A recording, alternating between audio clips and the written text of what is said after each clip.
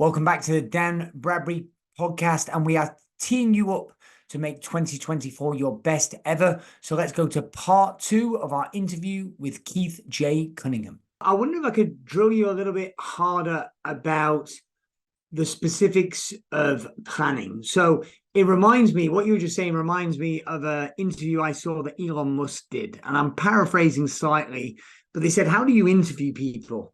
And Elon said, well, I just asked them one question. I asked them what was the most difficult problem they ever solved.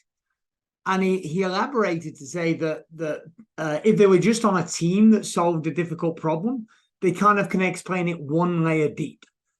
But if they really were involved in solving the problem, they can get at 3, 4, 5 layers down into unbelievable levels of detail about the problem was solved. So my follow-up question, Keith, is what could you elaborate, either give us some questions or give us some areas? What are the key components that make up having an effective plan? How do you know if we're the people listening to this and we're in our 2-day planning event?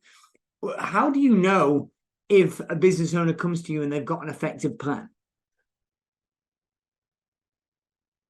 An effective plan, to me, starts with absolute clarity on the obstacle that's preventing the progress, or that is causing you to see a gap. In other words, a question you might ask is, why aren't we already there? What is it about either the environment or the resources or the skill sets? What is it about the consistency or lack thereof of execution? You can do the right thing, but if you only do it once, it's unlikely to cause the outcome that you want. And we all know this from our New Year's resolutions. We make a New Year's resolution to get in shape. We go to the gym the next day, and that's the only day we do it. There was no consistency. Or we eat right 2 times a week, and 5 days a week we eat like pigs, and then we wonder why we got a fat ass. Well, there's no mystery here, right? So if we could be thoughtful about, okay, what's the obstacle that's in the way, and what are the resources? That means people or money. It might be time. So those are all resources. What are the resources that are missing? What are the skill sets or intellectual property that's needed? And then, do I have a process in place that will not only tighten the lug nuts, but keep the lug nuts tight? But it turns out those are 2 different skill sets. There's a difference between repairing a problem and fixing a problem. And so what most of us do is we tighten the lug nuts, and then we're frustrated when 6 months later we check that back tire and the lug nuts are loose again. Well, the reason the lug nuts are loose is because our priority was to tighten lug nuts instead of keep them tight.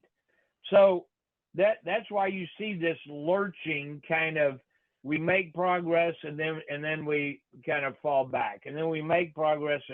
So to me, a plan has the details and the interconnectedness that would allow you to execute on the critical drivers, understanding the critical drivers. So a critical driver, if I said I want to lose 5 pounds, a critical driver would be how much I eat and how much I exercise. You give me the executables on how much I should eat, when, portions, etc., and exercise, what I should do, how long, lift weights, run, whatever it is. You give me those 2 critical drivers, and if I measure my performance on the critical drivers, then I can achieve the KPI. So a KPI, key performance indicator, is an outcome. The critical drivers are the task. So a plan identifies the tasks that have to be executed, the critical drivers that have to be executed in order for the result, the plan to be achieved. A different way to say this is cause and effect. A KPI is the effect. The cause are the critical drivers. So on a bumper sticker, the way to think about this is whenever the effect you want is missing, so is the cause. Look at any part of your life. When the outcome, the deliverable that you want is missing, so are the tasks, the critical drivers that have to be executed in order to deliver that outcome. So if I go back to this 5 pounds idea, if I step on the bathroom scales and weigh 5 pounds too much, and you give me the critical drivers, here's what you're going to eat, here's how often you eat it, here's the portions, and here's what your exercise looks like. And if you measure my performance on the eating and the exercise, and if I hit your metrics that you've given me, I can throw away the bathroom scales. The only reason we step on the bathroom scales is to see if that donut we ate yesterday has showed up yet. So if I have clarity on the executables, the tasks, the critical drivers, and I measure my performance on those, if I've selected the right critical drivers, it will allow me to overcome the obstacles that are in the way and make progress towards what I want. When I ask everybody to write down one of their 3 biggest problems, and everybody went to work on the gap between where they are and what they want, there's some kind of gap. What nobody did is write down what's the obstacle that's in the way. And that is the real problem. We're quick to identify problems as we don't have enough revenue, we don't have enough customers, we don't have enough repeat business, our attrition, retention is broken, we're not making enough money, we don't have enough cash flow, we have a crappy culture, we have weak employees. But none of those are problems. Not one of them.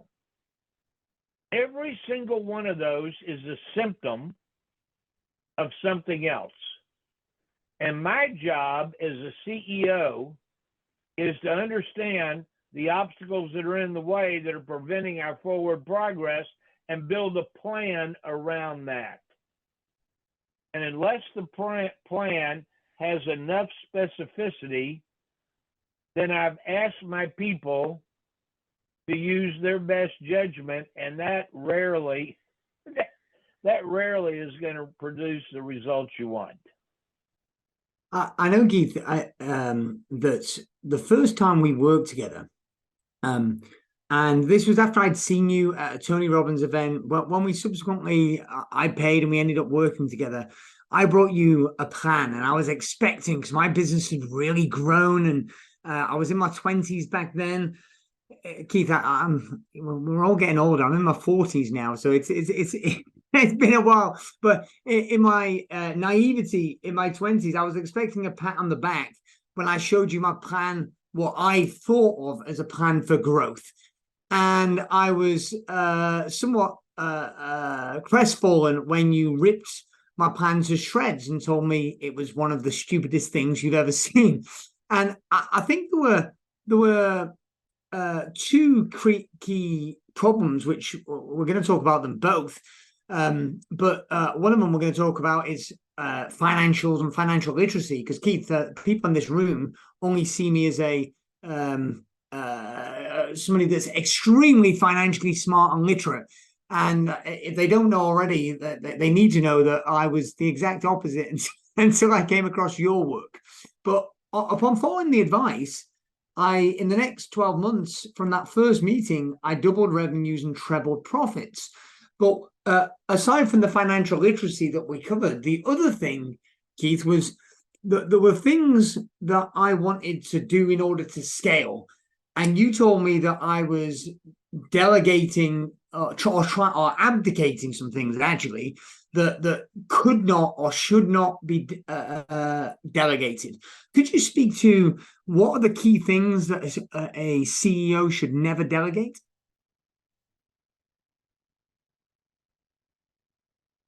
You have come a long, long way. If I said your plan was stupid or I tore it to shreds, I apologize for that. It's never my intention to hurt someone's feelings, but it is my intention to help them with blind spots. And I think that all of us have blind spots. In fact, I think that people who are willing to take advice on blind spots, stuff they can't see, and do something about it, it's actually rare. Most people would rather be right than rich, and so they defend their blind spots. You did a great job of pivoting once you had an opportunity to see maybe a different course of action. I think there's 5 things a CEO cannot delegate.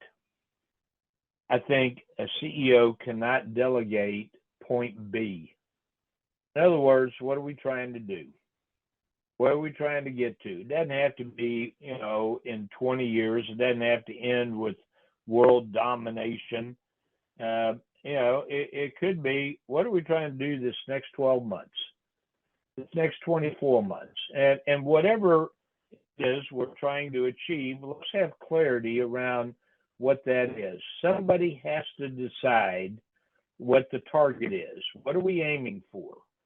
And that target has to be compared with the reality of where we are.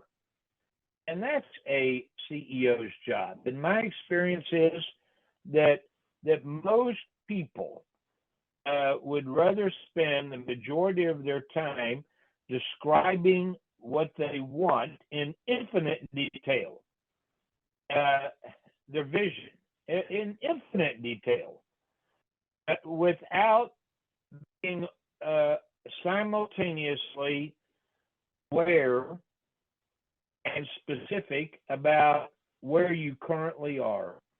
Point A. The only reason Google Maps works is not because you put in your destination. Google Maps works because it knows where you are.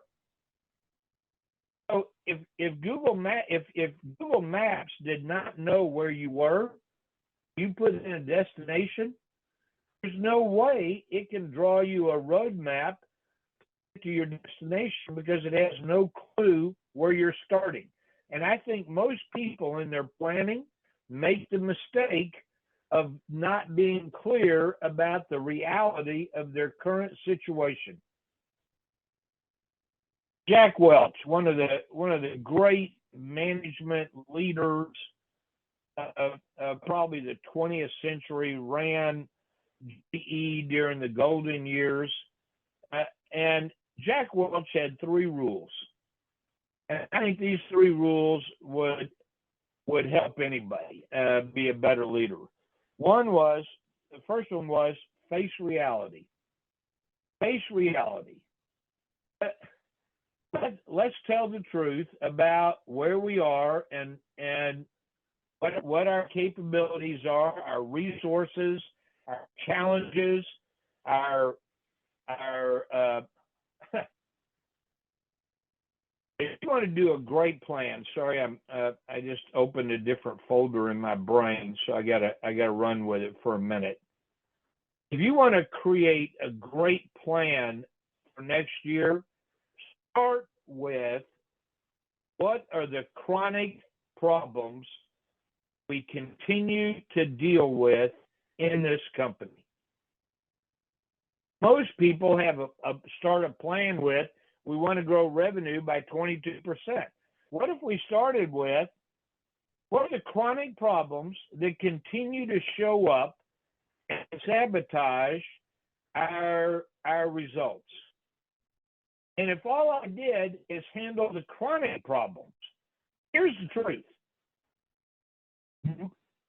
10 times more people will die of a chronic problem than they will in an accident. A car accident, a plane accident, a meteor falling on your head, a lightning bolt hitting you. All of those are accidents. What kills people is not accidents. What kills people is chronic problems that linger, that never get solved, and it winds up killing you. If you want to do a great plan, start with that one. All right. Things that a CEO cannot delegate. One is, what do we want and where are we? That's number one. Number 2, what's the obstacle that's in the way? I gotta be clear about the obstacle that's in the way so that I can build a machine for the problem that is. And the problem that everybody listening to me has, when I asked them to write down one of their 3 biggest problems, they were identifying the symptom, which is not the problem, which means they're about to build a machine for the problem that isn't. You're talking about a waste of resources. Building a machine for the problem that isn't is stupid. The reason I know this is true is because every single person listening to me right now has either bought a Peloton that's gathering dust, they have a gym membership that's not being used, they have a bookshelf full of Oprah's diet books. They just keep buying diet book after diet book. They own a new pair of Nikes. In other words, they were solving the problem that isn't. So I got to be clear. Number 1, what do I want? Where am I? What's the North Star? What are we trying to achieve? Where am I? Be real about that. Let's get clear on the obstacle that's in the way. The obstacle in the way then sets up number 3. It cannot be delegated, which is allocation of resources. A CEO cannot delegate the allocation of resources. What you choose as the problem or identify as the problem will help dictate how we allocate resources. And most CEOs, particularly of smaller businesses, operate as if everything is a priority, as if everything is urgent, as if everything needs to be solved. And the problem is they don't have the resources to do a bunch of things well, and so they do everything mediocre. And it's because they haven't done a good job of prioritizing resources. And probably one of the most critical resources to prioritize is your time, your calendar. As CEO, how you choose to spend your time, where you choose to focus, is a critical part of figuring out what needs to happen, or where resources need to be allocated in order to make progress and achieve goals. So that's the first three. What do I want? Where am I? That's number one. Number two, what's the obstacle? Number three, what are the resources? Number four, that cannot be delegated, is who's on your team. Who's on your team? If you have B players on your team, the best you can expect is B results. Most of us have some C players on our team, and we tend to optimize for avoiding the hard conversations, or we tolerate mediocrity. And one of my bumper stickers is, you get what you tolerate. You tolerate C, you get C. You tolerate people showing up late, showing up unprepared, leaving early, not doing their job half-ass. You tolerate complaining and bitching and moaning. You're going to get all of that. You're going to get it. You get what you tolerate. So I think what most business owners underestimate the power of having A players on your team. And A players produce A results. A players love to be measured. They love to be measured. You find me somebody that doesn't want to be measured, and I'll find you a C player. Mm-hmm. I'll find you somebody who feels like people are picking on them, or they're the victim because they're a C player. So the people, the leverage, all of my leverage as a business owner comes from the people on my team. And number five, leverage comes from the people on my team and the culture of my organization. And that cannot be delegated. Culture is not perks. Culture is not how much paid time off do you get. What's our vacation policy after you've worked 3 years? Culture is not, can you bring your dog to work? Can you work remote? Culture is not how many jelly beans are in a little bowl in the kitchen. Those are perks. Culture is how we treat each other. Culture is we do what we say we're going to do. Culture is we own our mistakes. Culture is admit when we're wrong. We care about each other. We offer help. Culture is I'm raising my hand because does anybody have some ideas or coaching for me on what I can do better, on how I can improve? That's culture. So those are the five that cannot be delegated. And I think if in the planning that CEOs do, if part of that process was being thoughtful about these five components, any one of which sabotage the successful planning or execution of the plan if you miss on any one of these five. And that's why these five are the ones that cannot be delegated. Thank you, Keith. I love that. Let's change topic a little bit. Let's talk about financials, financial literacy. So, there's a lot of people out there of varying quality, shall I say, that that teach finances and financial literacy. So, tell me, Keith, what does financial literacy mean to Keith Cunningham, and why is it important? Why is it critical, fundamental for a business owner to understand accounting and have a degree of financial literacy?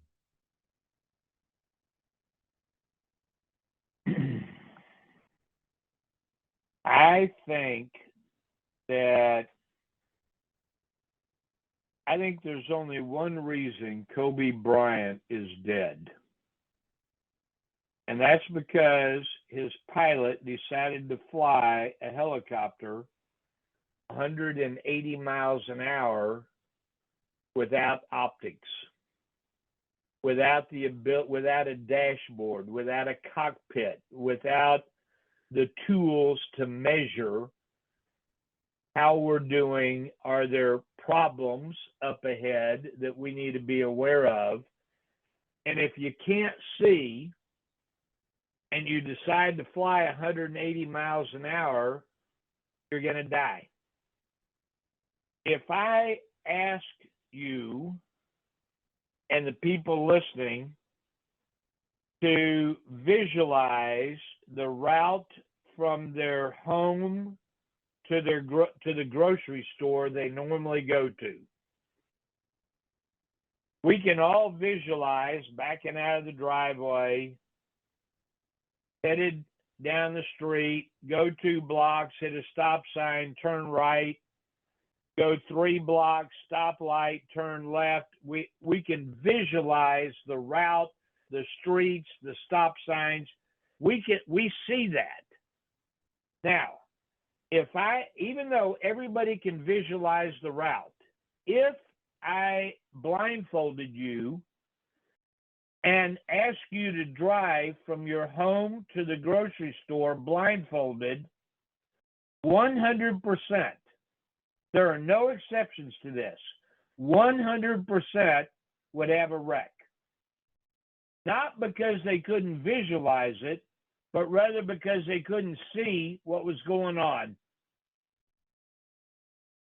What financial optics do is give you the ability to see the results of the decisions that you're making. So, or the tasks that you're executing. So I want you, as CEO of your business, I want you to name a priority that you're working on that would not have an impact on your financial results. Name me one priority that you spend time on that doesn't somehow, you're hoping, have some kind of cascading impact on your revenue or your expenses or your profitability or your cash or your cash flow or your balance sheet. Every single decision, every single business decision that we make is going to have, we hope, some kind of impact, positive impact on our numbers. And yet most of us are no better off than Kobe Bryant, because we have a cockpit that's available to us that will help guide us, that will help us see, here's where the mountains are, here's how we're doing on gas, here's the fuel that we have left, or the engine pressure, we're running too hot and we're going to burn the engines up, or the destination. Are we even flying in the right direction? And without a cockpit and the optics, that's the word. So to me, accounting, as soon as you say that, people get all wonky and, oh, God, it's numbers. And yeah, all that's true. Let's use a different word. Let's use the word optics. Because optics are one of the big three that separate mom and pop from a true business. There's only three things that separate mom and pop from a true business. There's only three things that separate an operator from an owner. And those three things are structure, leverage, and optics. Those are the big three. Structure, how are we going to do what we do? Leverage, who's going to do it? Optics, how do we see whether or not we're making progress or moving the right direction? And what most people lack as business owners is the ability to look at the optics, that have the optics, look at basic financial data and understand how they're doing. Look, every single one of you has driven by a business that has a huge sign out front. That sign says going out of business. The sign says liquidation sale. Let me ask you something. Is that business going out of business because the owner wasn't passionate enough? Oh, this just wasn't their passion. That's why they're going broke. No, that's bullshit. That's not why this business is going out of business. Is the business going out of business because the owner subscribed to the theory of the 4-hour work week? No, I guarantee you, if that business is in trouble, that whoever owns that business is working 15 hours a day. They're frantic. Is the business going out of business because of a lack of vision? No. I'm telling you why it's going out of business. The business is going out of business because the business had a tumor and the owner didn't catch it. Mm-hmm. And that tumor became cancer. Look, when we go to the doctor, and the doctor doesn't just, look at us and say, okay, well, you look good. You must be healthy. The doctor doesn't just weigh us and say, oh, well, you weigh the right amount, so you must be healthy.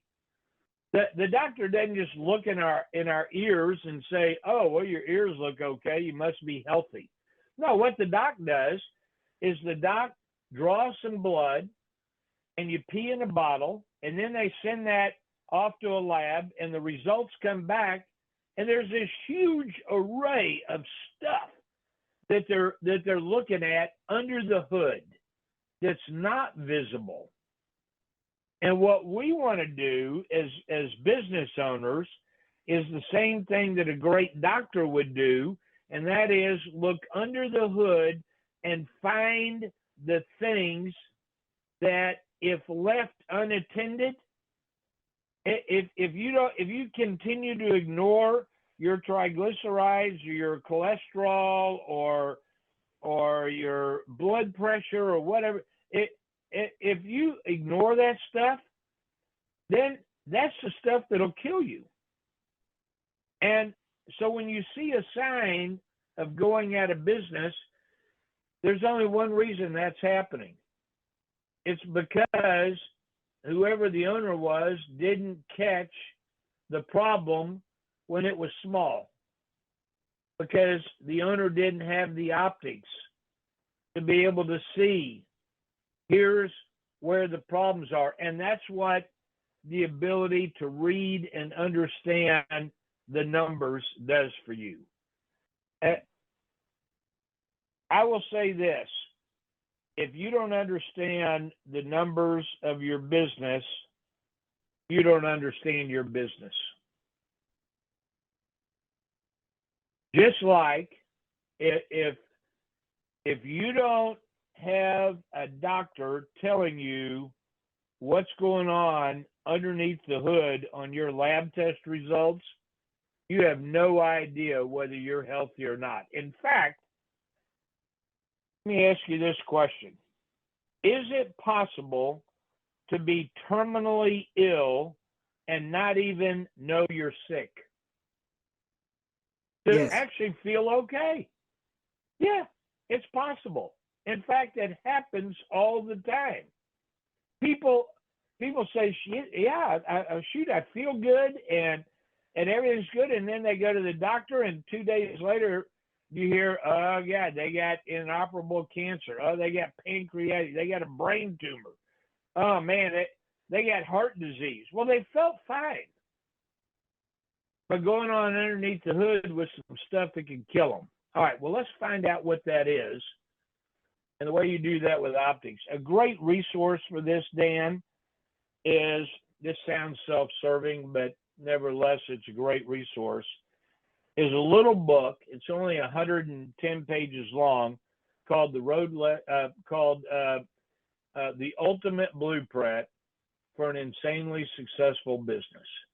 You get that little book, you do what it says, it'll teach you the fundamentals, and it'll talk to you about, here's what you should be looking at. You get that little book, and you're well on your way. You don't have to understand debits and credits and all that. That's accounting mumbo jumbo. I need optics, not accounting. Those are two different things. Okay, so that's why I think it's important.